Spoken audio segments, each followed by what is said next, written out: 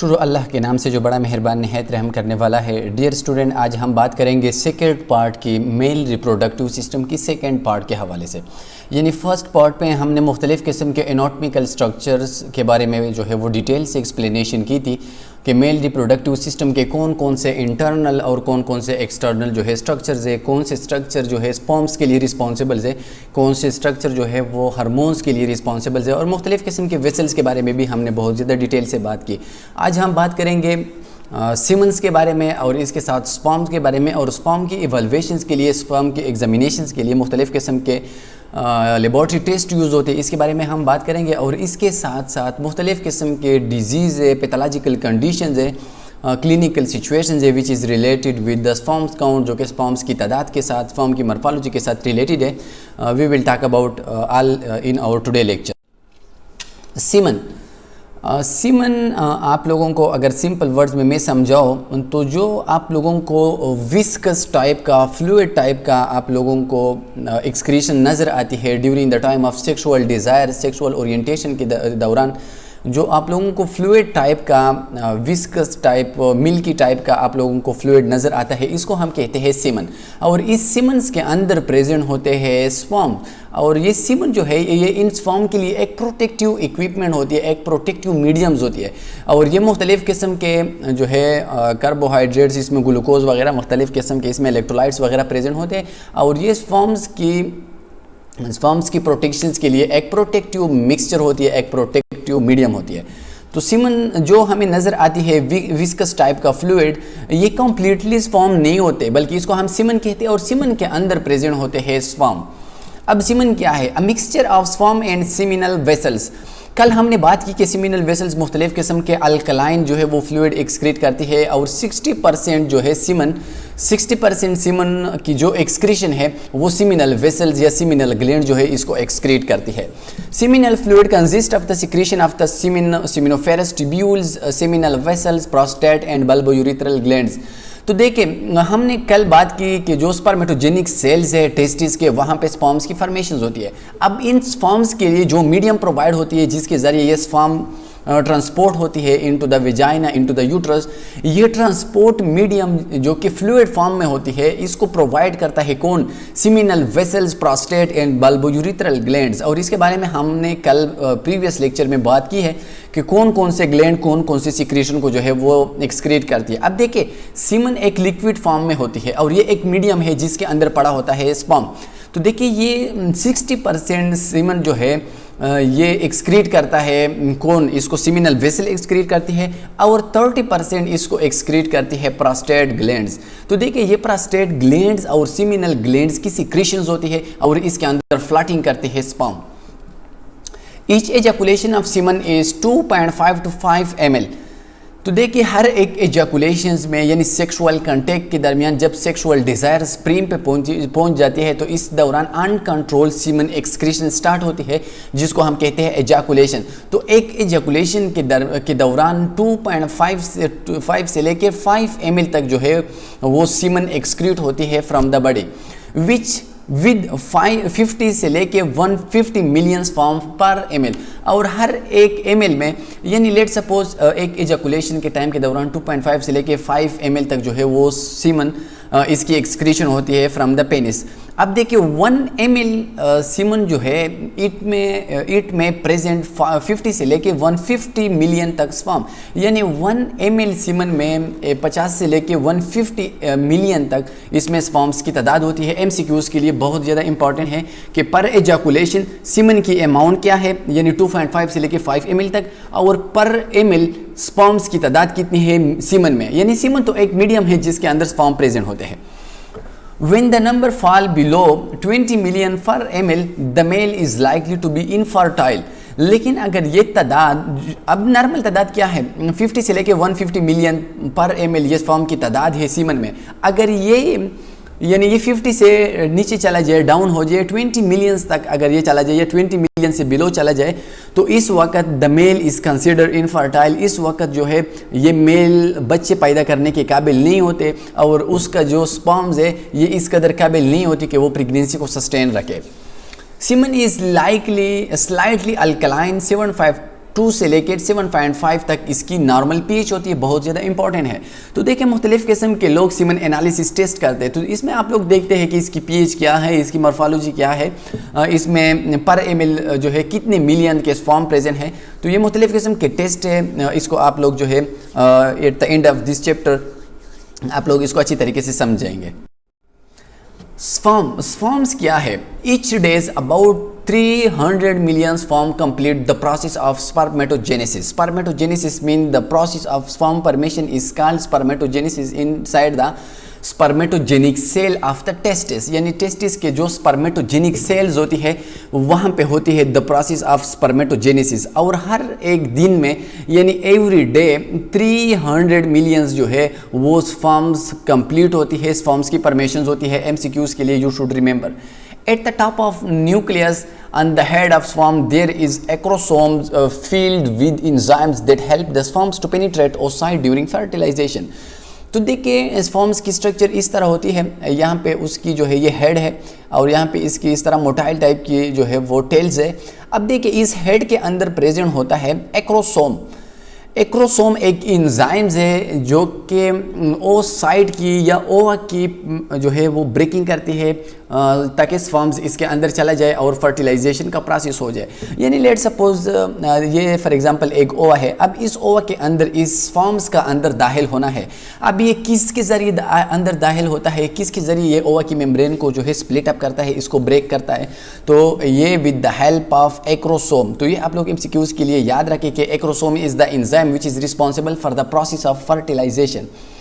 Remain viable from 20 to 48 hours in female reproductive tract। अब देखिए sperm जो है ड्यूरिंग सेक्सुअल कंटेक्ट, जब एक मेल और फीमेल की मिलाप हो जाए, सेक्सुअल कंटेक्ट हो जाए, तो ये 12 से लेके 48 आवर तक एक फीमेल की वेजाइना के अंदर, एक फीमेल की रिप्रोडक्टिव ट्रैक्ट के अंदर, इसके यूट्रस के अंदर स्पर्म जो है ये जिंदा रह सकता है।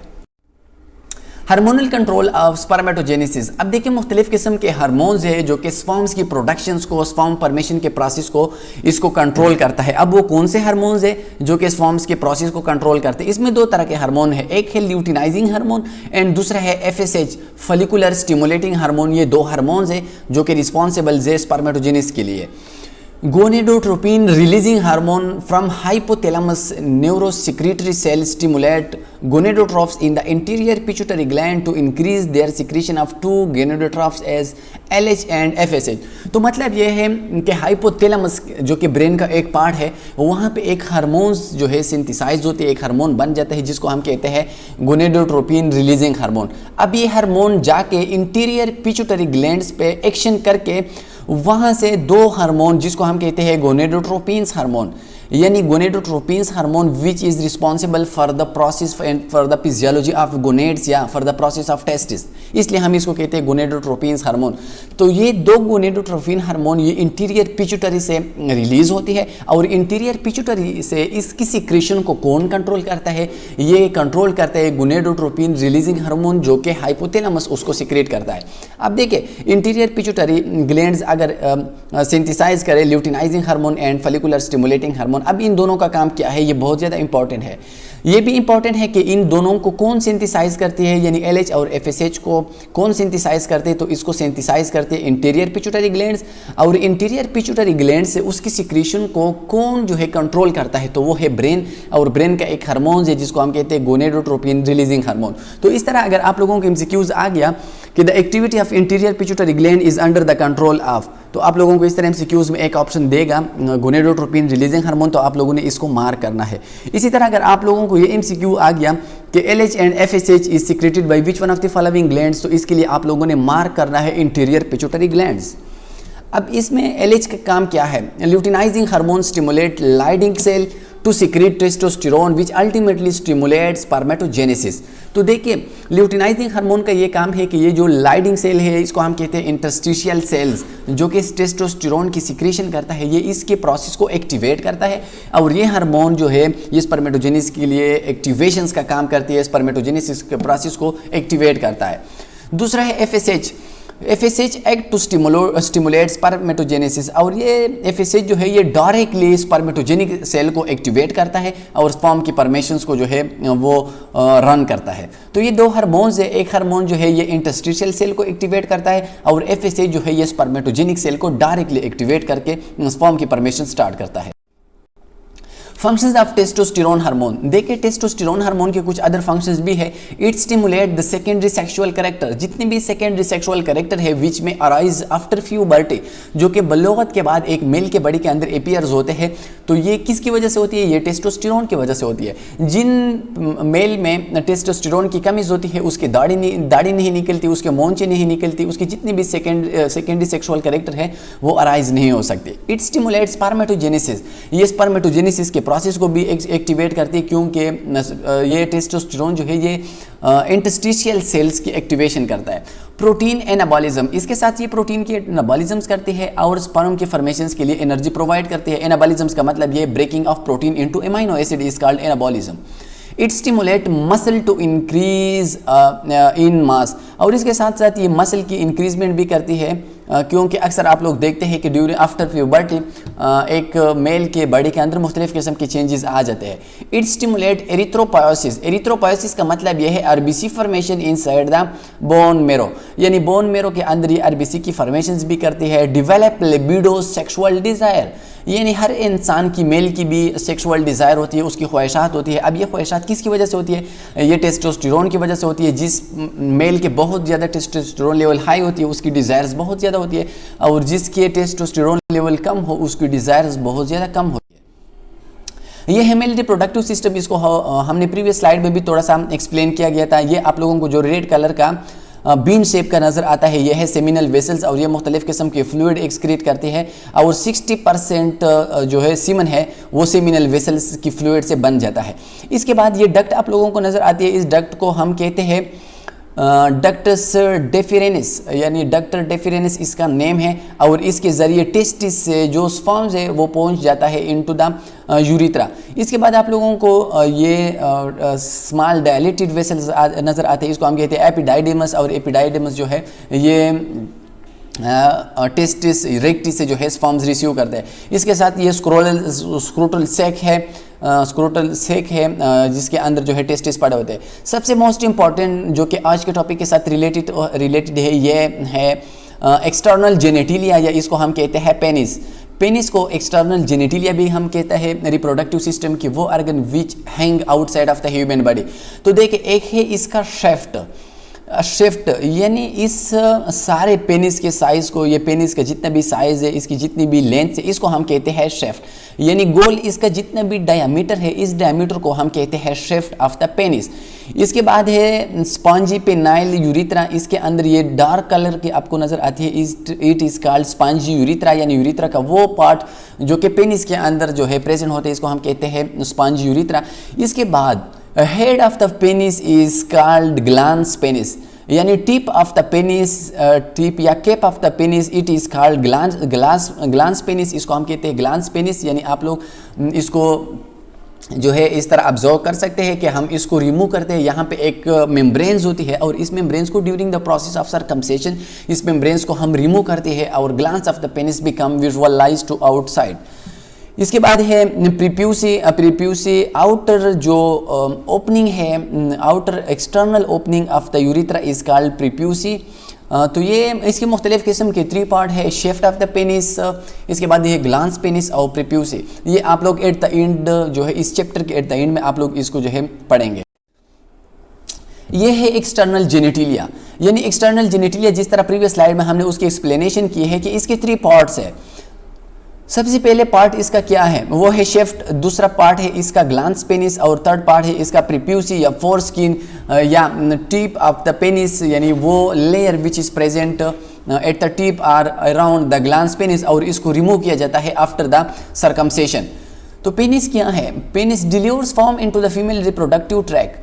तो देखिए पेनिस मेल रिप्रोडक्टिव सिस्टम का वो पार्ट है जो कि फीमेल के यूट्रस के अंदर या रिप्रोडक्टिव सिस्टम्स के अंदर स्पर्म्स की जो है वो ट्रांसपोर्ट करता है। और पेनिस की 3 रीजन्स होती है। शेफ्ट यानी शेफ्ट पेनिस का वो बिल्कुल डायमीटर टाइप का पोर्शन है, इसको हम कहते हैं शेफ्ट। दूसरा है ग्लांस पेनिस। ग्लांस पेनिस यानी पेनिस का जो हेड है इसको हम कहते हैं, या इसका जो टिप है इसको हम कहते हैं ग्लांस पेनिस। के बाद है प्रोप्यूसी। प्रोप्यूसी वो डायलेटेड या लूज स्किन्स है जो कि एक बच्चे की पैदाइश के वक्त उसके ग्लांस पेनिस के अराउंड प्रेजेंट होती है, और इसको विद द प्रोसेस ऑफ सरकमसेशन यानी हतना, जिसको हम हतना कहते हैं, हतने के जरिए इसको रिमूव किया जाता है और इस ग्लांस पेनिस को जो है वो विजुअलाइज किया जाता है। फीमोसिस क्लिनिकल कंडीशन, फीमोसिस एक क्लिनिकल कंडीशन है, और इस कंडीशंस में ये जो लेयर्स है प्रीप्यूसी या लूज स्किन की जो लेयर्स है ये बहुत ज़्यादा टाइट होती है, और ये जो ग्लांस पेनिस है, टिप्स ऑफ द पेनिस है, इसको बैक की तरफ जो है इस तरह रोटेट करती है। तो इस क्लिनिकल कंडीशन को हम कहते हैं फीमोसिस। यानी फीमोसिस एक क्लिनिकल कंडीशन है इन विच the foreskin or prepuce is very tightly around the glans penis. Congenital abnormality of urethra. Urethra वो ओपनिंग है जिसके जरिए सीमन और यूरिन की जो है वो एक्सक्रीशन होती है from the glans penis to the outer environment. अब देखिए उसकी कुछ एबनॉर्मेलिटीज है। एक एबनॉर्मेलिटी है इसमें एपिस्पेडियसिस।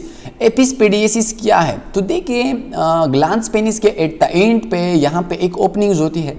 ये फॉर एग्जांपल ये हेड ऑफ द पेनिस या ग्लांस पेनिस। अब इस ग्लांस पेनिस के एट द एंड पे यहाँ पे एक स्मॉल टाइप की ओपनिंग्स होती है जिसके जरिए यूरिन या सीमन एक्सक्रीट होती है। अब देखिए ये ओपनिंग बिल्कुल दरमियान में होती है ग्लांस पेनिस के बिल्कुल सेंटर में। अब अगर ये ओपनिंग इसी तरह डाउन शेप में हो, नीचे की तरफ हो, तो इसको हम कहते हैं एपिस्पेडियसिस, यानी congenital defect in which urethra open on dorsum of the penis. यानी पेनिस के नीचे साइड पे अगर यूरिथ्रा ओपन होता है तो इस कंडीशन को हम कहते हैं एपिस्पेडियसिस। हाइपोस्पेडियसिस, अगर ये यूरिथ्रा की ओपनिंग आउटर पार्ट पे है यानी ऊपर अपर पार्ट में है तो इसको हम कहते हैं हाइपोस्पेडियसिस। यानी एपी मींस बिलो, यानी मोस्टली जो यूरिथ्रा की ओपनिंग्स है ये ग्लांस पेनिस के बिल्कुल सेंटर्स में होती है। अब देखिए अगर ये नीचे की तरफ है तो इसको हम कहते हैं एपिस्पेडियसिस, अगर ये ऊपर की तरफ है तो इसको हम कहते हैं हाइपोस्पेडियसिस। दूसरा इंपॉर्टेंट कंडीशन क्या है? क्रिप्टोचिडिज्म। क्रिप्टोचिडिज्म वो कंडीशन है अक्सर आप लोगों ने देखा होगा बच्चों के कि उसका एक टेस्टिस जो है वो इंग्वाइनल रिंग्स या इंग्वाइनल रीजन्स में प्रेजेंट होता है। मोस्टली टेस्टिस जो है वो स्क्रोटम में प्रेजेंट होते हैं, लेकिन कुछ क्लिनिकल कंडीशंस में स्क्रोटम जो है वो वहाँ पे सिर्फ एक टेस्टिस पड़ा होता है और दूसरा टेस्टिस इंग्वाइनल रीजन्स में प्रेजेंट होते हैं अपर पार्ट पे। तो इस किस्म की कंडीशन को हम कहते हैं क्रिप्टोचिडिज्म। क्रिप्टोचिडिज्म यानी क्रिप्ट मीन्स हिडन और चिड मीन टेस्टिस, यानी इसमें हिडन टेस्टिस जो है वो एक हिडन होता है, स्क्रोटम के अंदर प्रेजेंट नहीं होता। अनडिसेंडिंग टेस्ट, अनडिसेंडिंग का मतलब यह है कि यानी टेस्टिस नीचे डिसेंड नहीं होते, स्क्रोटम के अंदर प्रेजेंट नहीं होते, बल्कि अपर जो है वो इंग्वाइनल रीजन्स में प्रेजेंट होती है। Found in 3% of full terms while 30% in pre terms. कुछ जो है ये कंडीशन प्री टर्म्स जितने भी बच्चे हैं प्री टर्म्स इसमें चांसेस है 30% इस क्रिप्टोचिडिज्म की। प्री टर्म वो बच्चे जो कि 9 मंथ से पहले या 3 ट्राइमेस्टर से पहले उसकी पैदाइश हो जाए, और 3% नॉर्मल जितने भी बच्चे पैदा होते हैं, नॉर्मल जितने भी प्रेगनेंसी की ड्यूरेशन है इसमें बच्चे पैदा हुए तो 3% उसमें ये कंडीशन कॉमन है। Untreated cases result in sterility, अगर इसको अनट्रीटेड किया जाए यानी इसको इसी तरह छोड़ दिया जाए तो ये मुख्तलिफ किस्म के स्टेरिलिटी की प्रॉब्लम्स को काज कर सकती है, यानी इस तरह के जो है एडल्ट्स के बच्चे पैदा नहीं होते। सीमन एनालिसिस, यानी सीमन की एनालिसिस हम किस तरह कर सकते हैं, सीमन की एग्जामिनेशन हम किस तरह कर सकते हैं, इसमें हम कौन कौन सी चीज़ें देखेंगे अगर हम एक पेशेंट की सीमन एनालिसिस करते हैं। अगर इसके बच्चे वगैरह पैदा नहीं होते, बच्चे में पैदा करने में उसको प्रॉब्लम्स है, तो इस तरह के पेशेंट के हम सीमन एनालिसिस करते हैं। Analysis of semen evaluate the qualities of semen, इसमें हम सीमन की क्वालिटी को देखते हैं which is useful to investigate the infertility, और इसके जरिए हम एक एडल्ट की इनफर्टिलिटी को जो है वो देखते हैं, इसको डायग्नोस करते हैं। पैरामीटर ऑफ सीमन एनालिसिस, अब देखिए एक पेशेंट की सीमन में हम कौन कौन सी चीज़ें देखेंगे। तो सबसे पहले इसमें है वॉल्यूम, यानी जो डिजायर्ड वॉल्यूम है जिसको हमने स्लाइड में एक्सप्लेन किया है कि 2.5 से लेके 5 ml तक ये नॉर्मल वॉल्यूम है। रिएक्शन एंड पीएच, यानी इसके हम पीएच देते हैं। लिक्विफिकेशन, यानी इसके अंदर लिक्विड पोर्शन कितना है, स्पर्म्स की काउंट कितना है, जो कि नॉर्मल 50 से लेके 150 मिलियंस पर ml स्पर्म्स की तादाद है सीमन के अंदर। अगर ये इससे कम है, जिस तरह हमने पढ़ा कि अगर ये 20 से कम हो गया तो इस तरह के एडल्ट्स के बच्चे बच्चे पैदा नहीं होते। मॉर्फोलॉजी ऑफ स्पर्म यानी स्पर्म की जो मॉर्फोलॉजी है, उसका जो शेप है, उसका टेल है, उसका हेड है, वहाँ पे कोई प्रॉब्लम्स तो नहीं है। मोटिलिटी ऑफ स्पर्म, अब देखिए ये tail of the sperm it help in motility. अगर स्पर्म की टेल जो है ये टूट गया है तो वो जो है ओवर तक जो है वो ट्रांसपोर्ट नहीं कर सकते। इसी तरह पस सेल एंड आरबीसीज, अगर कोई जो है टेस्टिस में कोई इन्फेक्शन है, वहाँ से कोई पस आ रहा है या आरबीसी, तो इसकी वजह से भी सीमन की इफेक्ट खत्म हो सकती है। फ्रक्टोज लेवल, अब देखिए अगर फ्रक्टोज लेवल बहुत ज़्यादा कम है तो इस एडल्ट के स्पर्म जो है वो बहुत ज़्यादा डेड होंगे, क्योंकि फ्रक्टोज एनर्जी सप्लाई करती है स्पर्म्स के लिए, क्योंकि स्पर्म्स एक वायबल बॉडी है, एक जिंदा बॉडी है। Qualities of semen requirement for fertility, अब वो कौन से क्वालिटीज़ है सीमन की जो कि रिक्वायर्ड है फर्टिलिटी के लिए, यानी एक अच्छे इंसान के लिए, वो इंसान जिसके बच्चे पैदा होते हैं, इसके लिए कौन कौन सी रिक्वायरमेंट होगी कि उसके बच्चे पैदा होंगे, और अगर वो रिक्वायरमेंट वो कंप्लीट ना करे तो वो मेल जो है वो इनफर्टाइल होगा, उसके बच्चे पैदा नहीं होंगे। तो इसमें वो कौन कौन सी क्वालिटीज़ है, ये आप लोगों के लिए बहुत ज़्यादा इंपॉर्टेंट है। अक्सर आप लोग जो है सीमन एनालिसिस टेस्ट जो है वो देखेंगे हॉस्पिटल में, तो अगर आप लोगों की जहन में ये चीज़ें हैं तो आप लोग उसको अच्छी तरीके से इंटरप्रेट कर सकते हैं। वॉल्यूम ऑफ सीमन पर ejaculation must be at least 2 ml, तो देखिए 2.5 से लेके 5 ml तक ये नॉर्मल वॉल्यूम है पर एजैकुलेशन। अब अगर ये 2 ml से कम है तो इस इंसान के बच्चे पैदा करने में प्रॉब्लम्स होंगे। Sperm count must be at least 20 millions पर ml, चूंकि नॉर्मल स्पर्म काउंट कितना है, वो है 50 से लेके 150 मिलियन पर ml। अब ये नंबर जो है ये 20 मिलियन से कम नहीं होना चाहिए। Number of sperm in each ejaculation must be at least 40 million, sperms की जो काउंट है वो ये 40 मिलियंस होना चाहिए। 75% ऑफ स्पर्म पर एजैकुलेशन मस्ट बी अलिव, जितने स्पर्म प्रोड्यूस होते हैं इसमें 75% जो है स्पर्म इसका जिंदा होना ज़रूरी है। 50% of sperm must be motile, 50% sperm का टेल ये अच्छा होना चाहिए ताकि वो इजीली मूवमेंट करे। 30% of sperm must have normal shape and structure, 30% sperm का स्ट्रक्चर अच्छा होना ज़रूरी है ताकि वो इजीली जो है वो मूवमेंट करे।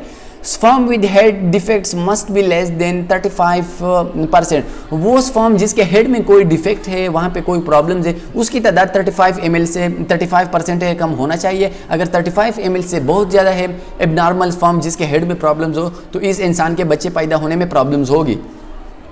Sperm with mid piece defect must be less than 20%, वो स्पर्म जिसकी मीट पीस में वो एरिया जो कि हेड और टेल के दरमियान है, इसको हम कहते हैं मीट पीस, ये 20% से कम होना चाहिए। Sperm with tail defect must be less than 20%, वो स्पर्म जिसकी टेल में कोई प्रॉब्लम्स हो उसकी अमाउंट 20% से कम होना चाहिए। यानी जितने स्पर्म्स है 100% में से अगर 20% में से ये प्रॉब्लम्स है तो अच्छा है, अगर 20% से बहुत ज़्यादा है तो इस इंसान के, इस एडल्ट के बच्चे पैदा करने में प्रॉब्लम्स होगी।